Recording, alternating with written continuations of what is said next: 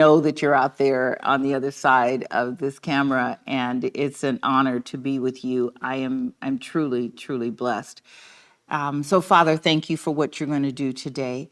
As you know, last week we were talking. I was giving you a little background on John and how this book came to be, what John's mental and physical posturing was with Jesus, and some of the things that highlighted his book different from that of the other gospels that were written. So today I want to talk to you about the many facets of Jesus according to John. So let's just jump right in. I'll try to move more succinctly and swiftly because there's a lot of things that I'd love to cover with you today. So we'll see how much Daddy gets done. All righty. So John records Jesus in several different ways, and to paint this picture of what Jesus looked like through John's eyes, and he one of the things that he referred to Jesus as is he says that I am the bread of life. Now I'm going to give you some of the locations of where you can go and find it, and I pray that you will make note of them and really go into a deep study of John's bird's eye view of Jesus Christ. So you can find him talking about Jesus being the bread of life in chapter, let's see here, it's in chapter, gosh, I can't even read my own writing there, but yes, it is chapter 6, verse 35. He refers to Jesus in chapter 8 of the book of John in verses 12. And then another point and facet of this, him being the light of the world. And also he references the mentioning of Jesus being the light of the world in chapter 9, verse 5. John saw him also as a door, an entranceway. And he speaks at length about that in the 10th chapter of the book of John, and specifically in verse 7, where he begins to create this picture of us. See, all of these things, I am the bread of life. All those who eat from me will be filled and well satisfied. He's talking about him being the light of the world, having to live in darkness. You know what light looks like, and the beauty of being able to see things so much clearer when you got the light on it. Okay? The beauty about our God, though, and Jesus is very hopeful to me, and it's one of those aha moments is where, if you ever gone into a jewelry shop and you're looking at a necklace or something that you want to buy, usually the jeweler will put up a black velvet or deep, royal blue cloth, and he will then place whatever the item is on it. And you've got these lights that are shining down just right to make everything sparkle, and it's nice and clean. And if you need to clean, if he needs to buff it a little bit, then he will have this soft cloth, and then he'll polish that up, and then he'll put it against this backdrop, and it glistens, and it makes it really stand out, much like the stars do at night, when you've got a dark backdrop, as it were, of the sky, and you've got all of these planets and stars that are just showing up and showing off as a result of that. And that's kind of like what life is like sometimes too, when you've got the challenges of life that are dark and you just want it to go away. Sometimes that dark time in your life is the very opportunities for the beauty of what God has promised you through your relationship with him because of Jesus Christ will make that purpose for which you're going through a thing shine all the brighter, because you can now see him in a place that is otherwise dark, but you see the hope and the joy that you realize that if I'm having to go through this, keeping my perspective and my mind on the word and what God has promised me, the one who does never lie, then you can understand the benefit that is going to cause this to be a bright moment that's going to strengthen you. And guess what? It's going to help you to help somebody else, because guaranteed God lets nothing go to waste. So that's the beauty of darkness, and that's the beauty of light. Now, we spoke about him being the door, the access point. No one can come to the Father except they be drawn by the Spirit. Jesus said that I'm the doorway, and no one can come to the Father except through me.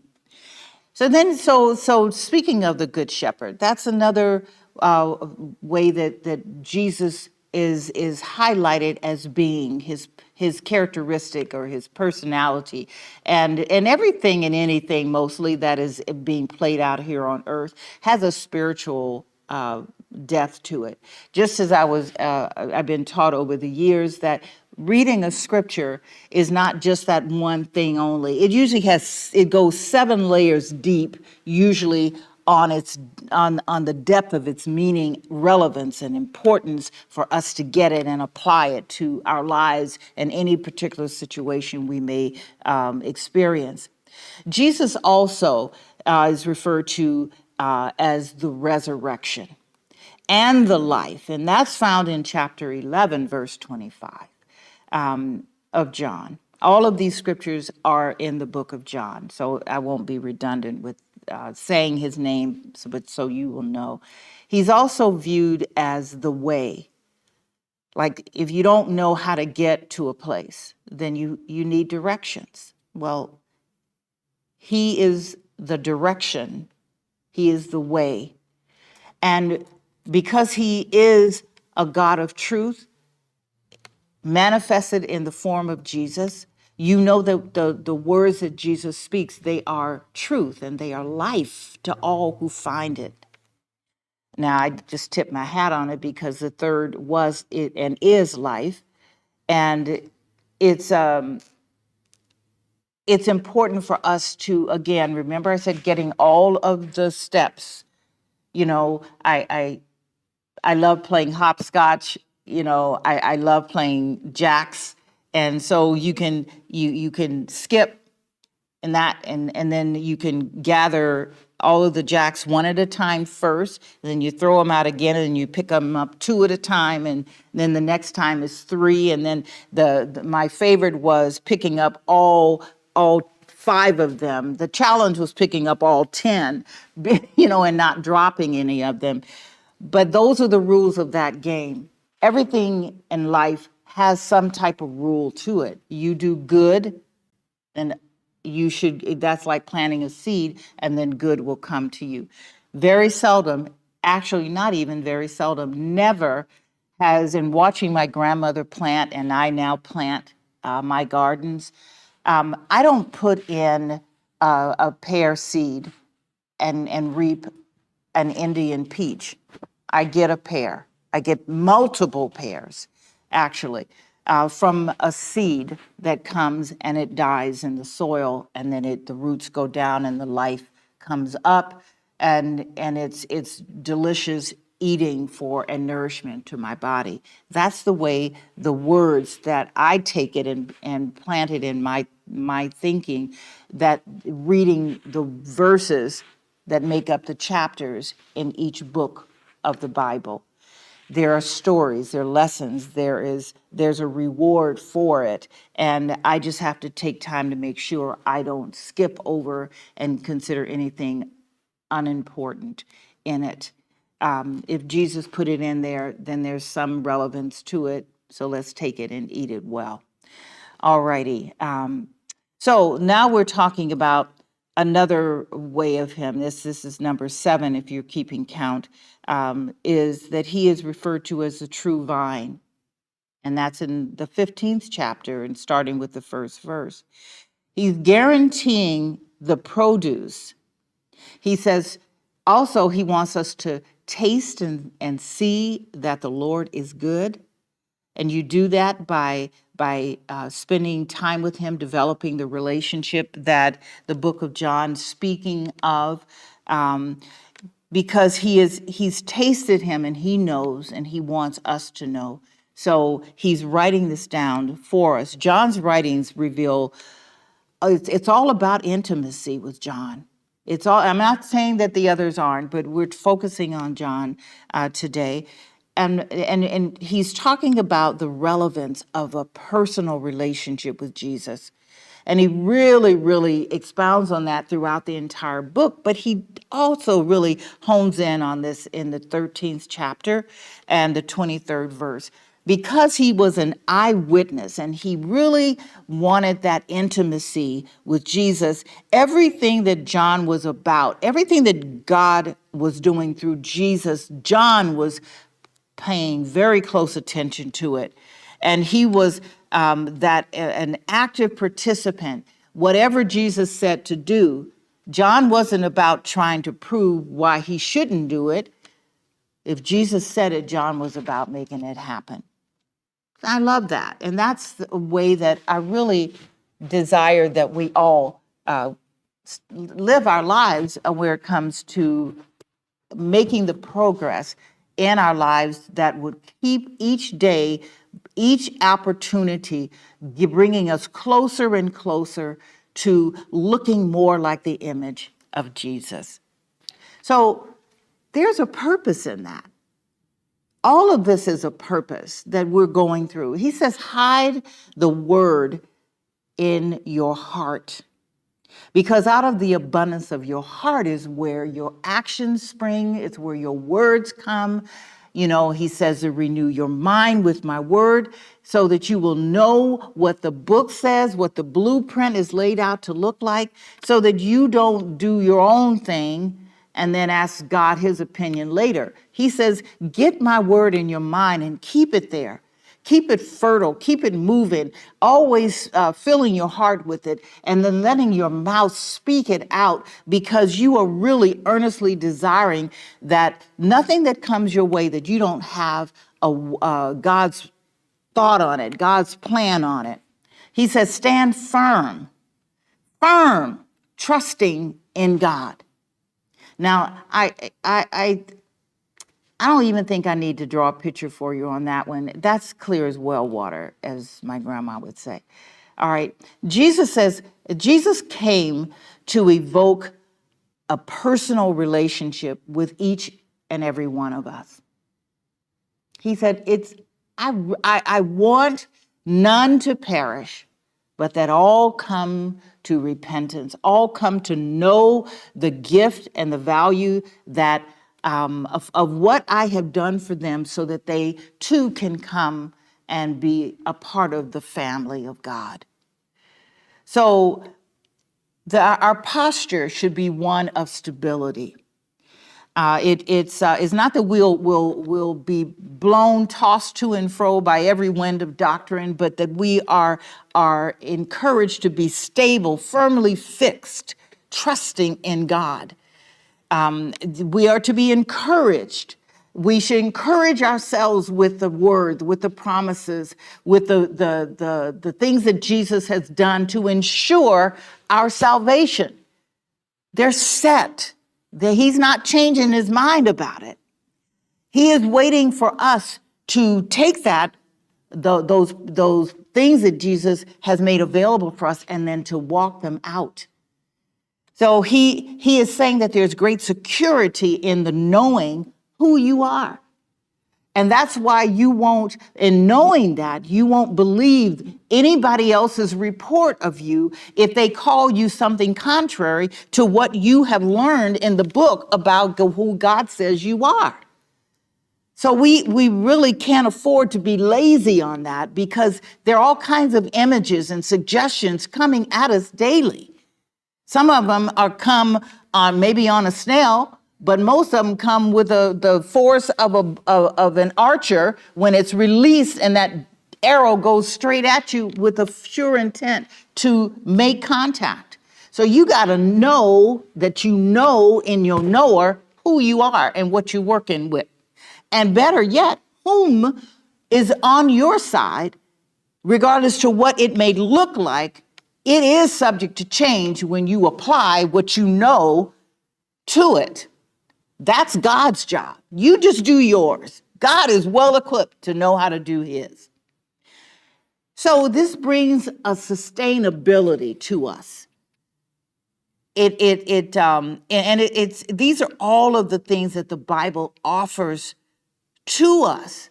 And it gives us such a security, such a serenity when we know it. And then we have to put ourselves in remembrance of what we have read about his word, especially if you don't frequent it often, but you never stop inhaling and exhaling. You do that on autopilot.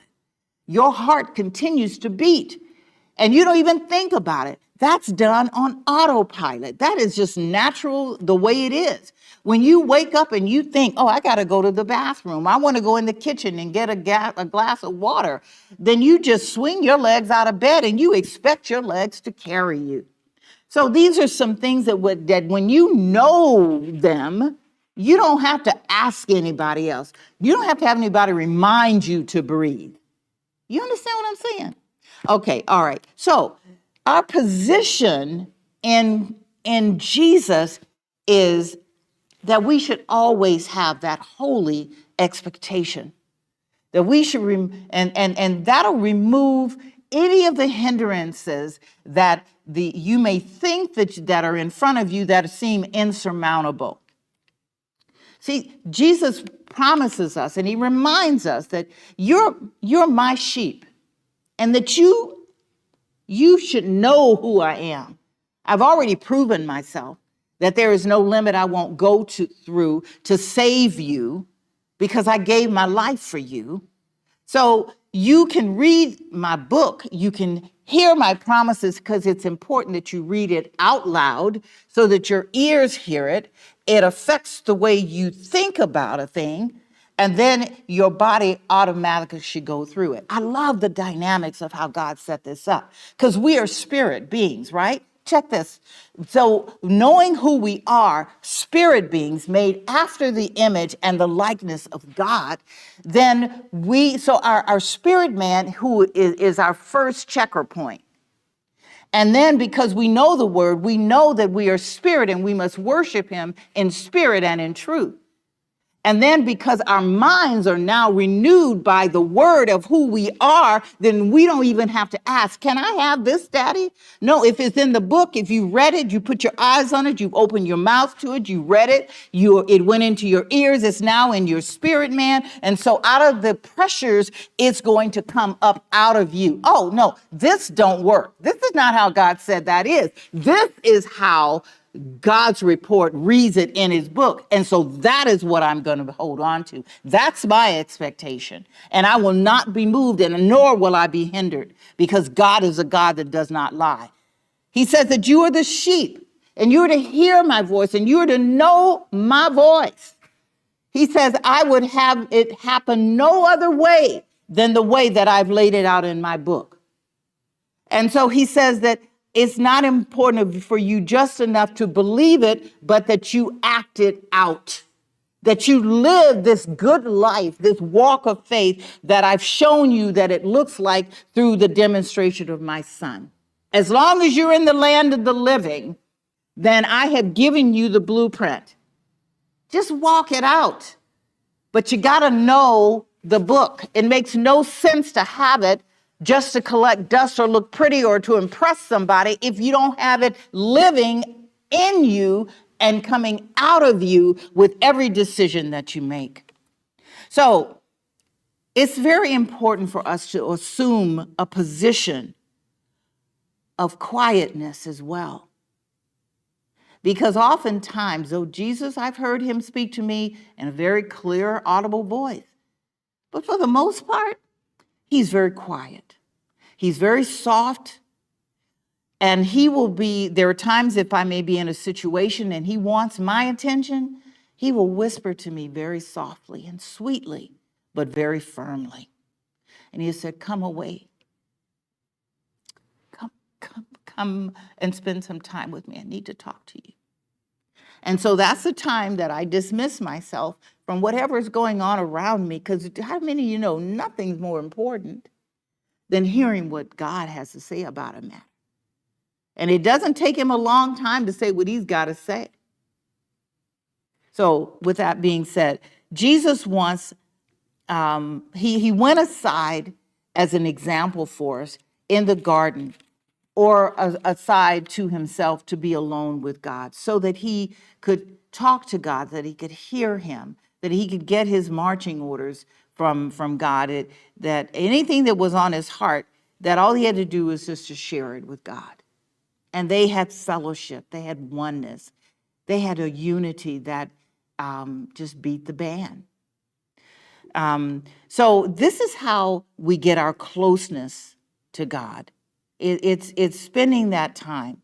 And it could be anywhere you want it to be. It could be in your car when you're driving back and forth to an appointment. Or it could be you could go into your closet, close your door, or you could make your whole house your sanctuary and where you meet with God.